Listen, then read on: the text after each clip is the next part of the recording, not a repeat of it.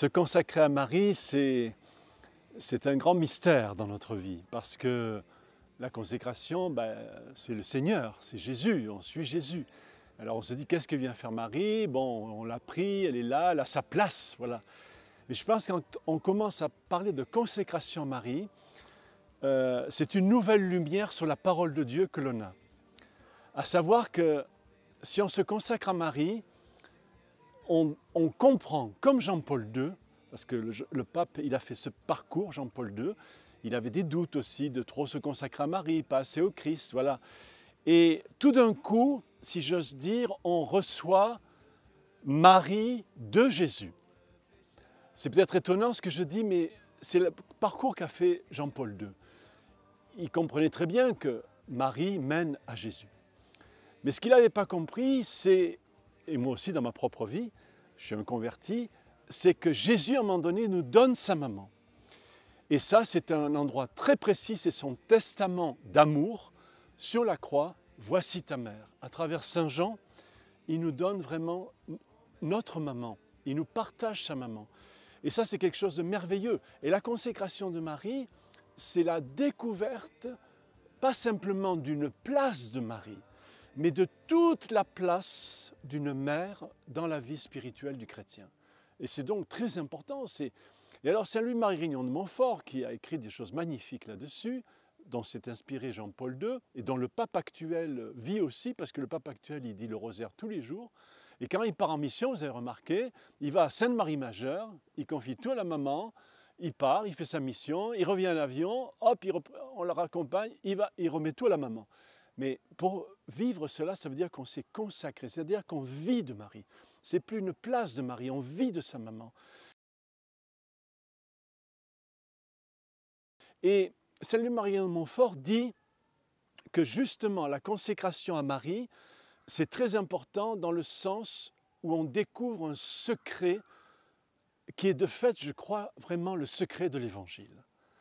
C'est le secret caché de l'Évangile que nous laisse entendre Saint Luc dans son Évangile et bien sûr Saint Jean, puisqu'il a vécu, on le pense, avec Marie à Éphèse toutes les dernières années de sa vie.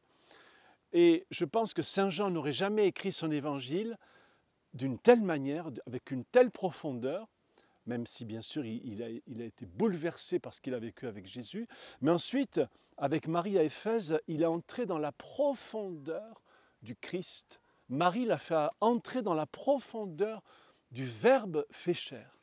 Et c'est merveilleux parce que Grignon de Montfort dira, quand on découvre vraiment Marie comme mère, eh bien, on découvre Dieu d'une manière nouvelle, mais Dieu infiniment grand, bien sûr, infiniment omniscient, voilà, tout-puissant, bien sûr, parce que le Verbe s'est fait chair, mais il est Dieu. Mais on découvre Dieu proportionné à notre faiblesse. Et cette expression est très importante, parce que la consécration à Marie, c'est justement cela, c'est de découvrir que Marie nous est donnée comme une maman qui nous porte à travers notre fragilité. Et il y a un mystère de Marie, vraiment. Il y a un mystère parce que le petit Van dira, que j'aime beaucoup, j'ai écrit plusieurs livres sur lui, il dira « Ô Marie, je cherche une couverture d'amour pour ma vie. Et je l'ai trouvée en toi. Et alors, désormais, j'aimerai Dieu avec ton cœur. » Et c'est exactement ce que dit Jean-Paul II dans le Totus Tuus. Il dit « Marie, prête-moi ton cœur ». Alors ça peut paraître étonnant de parler comme ça, mais le catéchisme de l'Église catholique nous dit que la foi la plus pure, la plus forte de toute l'histoire de la Bible, c'est Marie. Et alors, quand on s'ouvre à notre mère, eh bien, elle nous fait participer à sa foi, son espérance et son amour. Les trois vertus théologales qui nous unissent à Dieu. Et ça, c'est très important.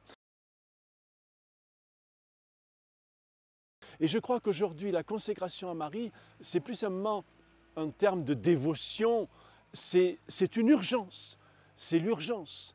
Et on se dit, mais comment... Bien sûr, on va faire une consécration, il y a celle de Saint Louis-Marie de Montfort, il y en a plein, mais je pense que Jean-Paul II nous a donné la plus simple qui soit, « Je suis tout à toi, Marie ». Et dans ma propre communauté, le Carmel de la Vierge missionnaire, le matin, on se lève à la chapelle et on commence par cela. « Je suis tout à toi, Marie ». Et alors, il y a une plus grande liberté, il y a une plus grande force, on se sent porté. Et le mystère de la maman, c'est le mystère aussi de l'arche. Quand on est dans l'arche qui est Marie, le Christ dit à la fin des temps, ce sera comme au temps de Noé. Eh bien moi je dis qu'aujourd'hui, c'est l'actualisation de notre consécration à Marie, c'est le chapelet. Quand on dit le chapelet, on est vraiment dans l'arche avec Marie. Elle est l'arche. Et ce n'est pas pour rien qu'elle nous dit que son cœur immaculé est vraiment le lieu de la naissance à l'Esprit Saint. Je ne peux pas le développer, ce serait trop long, mais on voit bien qu'à l'Annonciation, le Père fait une épiclèse sur Marie. C'est-à-dire que l'ange lui dit « l'Esprit Saint viendra sur toi ». On voit qu'à l'Annonciation, Marie va voir Élisabeth dans la charité et l'Esprit encore se manifeste. À la Pentecôte, elle est au cœur du Cénacle, l'Esprit Saint descend. Là où est l'Esprit Saint est Marie, et là où est Marie, vient l'Esprit Saint. Ça, c'est très important. Et alors, voilà pourquoi nous sommes remplis d'espérance et nous nous tenons au chapelet, parce que quand on tient le chapelet, on arrive à vaincre la pesanteur. On est en état d'apesanteur spirituelle. Marie, et par l'humilité, parce que ce chapelet, c'est un chemin d'humilité. Et voilà pourquoi elle a dit « Mon cœur immaculé triomphera ». Eh bien, frères et sœurs, je voudrais vous dire, quand vous tenez le chapelet, quand vous dites le chapelet, même pauvrement, eh bien, vous actualisez la victoire annoncée par Marie.